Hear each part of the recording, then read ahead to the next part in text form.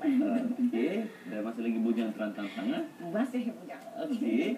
Jadi masa kahwin dulu dah kenal lama ke ataupun baru kenal dengan suami ketika itu?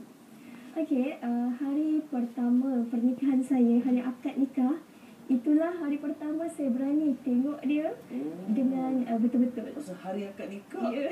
Wah, Sebelum tu tengok dia geleng je. Okay, justru saya terus nak tanya soalan lah. Mana relevan? Kahwin dulu baru bercinta ataupun bercinta dulu mengenali, ta'aruf, kan, tahu hati budi, baru kita kahwin? Okey. Terima kasih untuk murabi saya, Encik Amir. Ketika di matrik dulu, inilah yang banyak bimbing saya. Seterusnya Amir yang saya kasihi. Sidang penonton yang saya muliakan sekalian. Sebelum kita nak kupas topik ni, elok kita jelaskan dulu apa maksudnya kahwin dulu baru bercinta ataupun bercinta sebelum kahwin. Baik. Islam sebelum nak bagi kita kahwin, dia menggalakkan kita kenal dulu.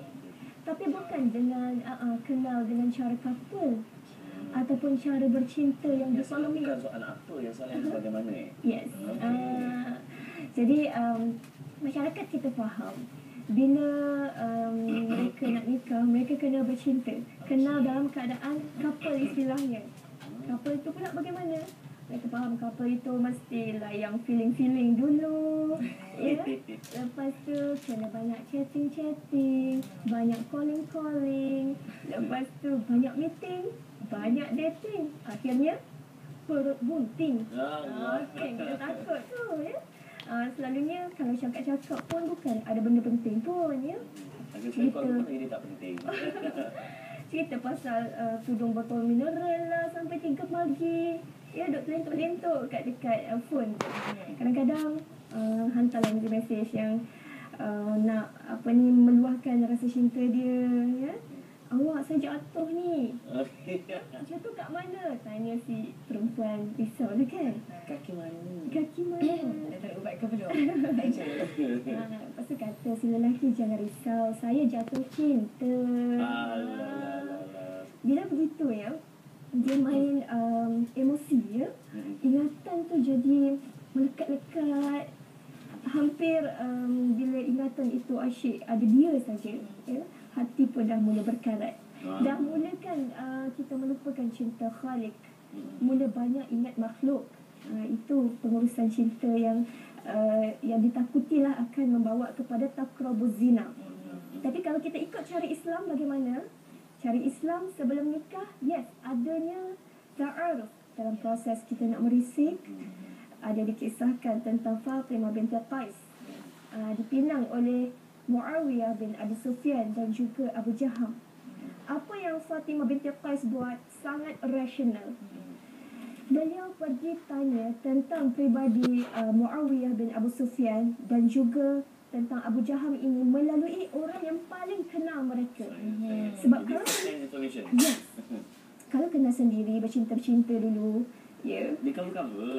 Cover-cover. Banyak palsu daripada realiti. Kata Shah Rukh Khan. Tak ada pengalaman. Kata Shah Rukh Khan, ya, saya tak ada masalah dalam bidang lakonan, tapi saya punya masalah dalam rumah tangga, dalam kehidupan sebenar saya. Sebab berlakon tu mudah. Maknanya yang kita nampak benda tu itu yang tepat. Yes. Sebab itulah Imam Hasan Al-Banna pernah berkata, kalau kamu berkawan-kawan 20 tahun sekalipun, kamu tak akan kenal dia. Yang kamu kenal hanyalah lakonannya. Sebab tu bijak kan Fatimah binti Qais tanya sendiri kepada Rasulullah sallallahu alaihi wasallam. Nabi kata Muawiyah ni seorang yang tak banyak duit. Takut nanti hidup susah, ya. Dan Abu Jaham ini pula seorang yang suka tongkat ni macam ni. Macam macam nak pukul dia sikit. Backing. Ataupun setengah riwayat kata dia ni suka berjalan sikit.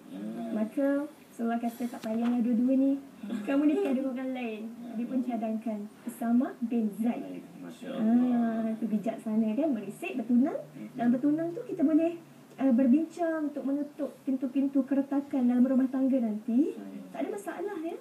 Kalau dalam keadaan yang lebih terjaga, macam melibatkan ibu bapa, kalau email, Facebook pun kalau boleh ada pantauan orang ketiga, itu lebih menjagalah. Betul juga. Okay, terpaku rasa mendengar apa penulis cinta high class tu dia cerita. Ina teringat satu perkongsian kawan-kawan kongsikan. Kadang-kadang Allah kasih kita cinta low class, macam-macam lah, dunia, duit dan sebagainya. Dan kita akan kecewa dengan cinta low class tu sebab untuk kita meraih cinta high class. Wah, dah boleh tulis. Okey, jadi kepada Ustazah, apa beza bila kita ni, nak tanyalah kita dah tanya, bukan ini je nak tahu, masa para penonton semua nak tahu kan. Apa beza kalau kita sebelum kahwin kita bercinta dulu, dan adakah dia ada impact lepas kahwin? Okey, terima kasih untuk soalan tu. Menurut satu kajian di Surabaya dan juga Jakarta, dia buat kajian kepada pelajar-pelajar sekolah menengah dan juga pelajar IPT. Untuk setiap 100 orang yang berpacaran, bercinta, berkapal sebelum kahwin, 80% daripada mereka telah berzina.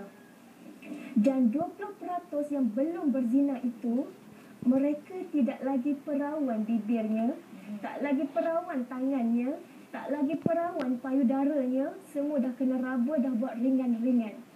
Dan bila kita biasakan ringan-ringan sebelum nikah ni, impaknya bila dah nikah nanti, dia banyak kes yang berat-berat.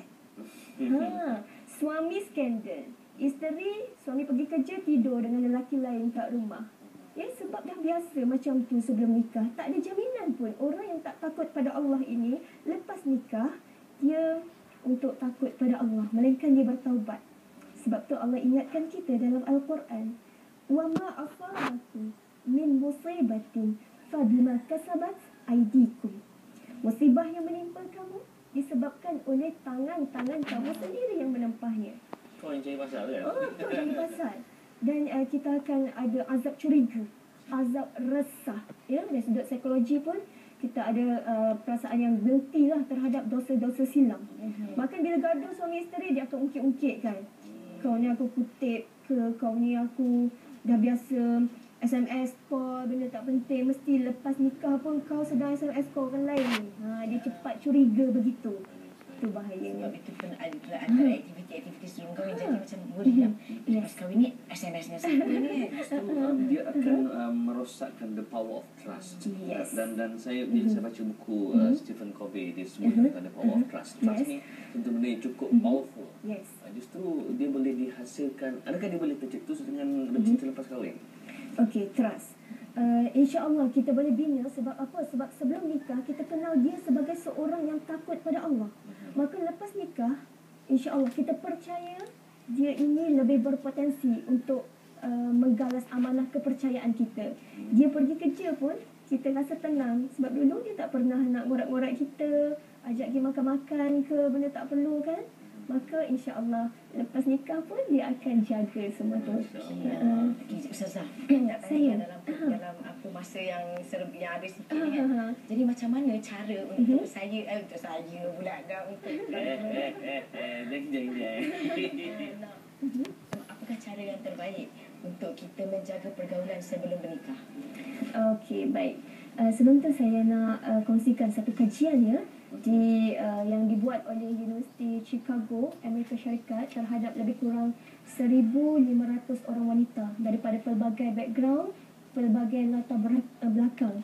Mereka ini bila dikaji tentang emosi dia, mental health, kesihatan mental mereka, kebanyakan mereka ini rasa tak puas hati dengan bekas kekasih, rasa susah nak maafkan, rasa macam serabut.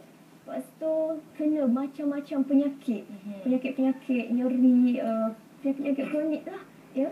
Dan bagaimana orang begini nak mengkalas amanah untuk jadi seorang ibu yang baik kalau dia menjadi ibu, seorang isteri yang baik kalau dia menjadi isteri. Maka kalau kita mengkaji terlalu banyak kesan-kesan begini, insya-Allah kita lebih berkesedaran tinggi untuk menjaga pergaulan sebelum nikah. Dan bagaimana kita nak jaga, saya suka kongsikan strategi 3P. Okey. Benda P.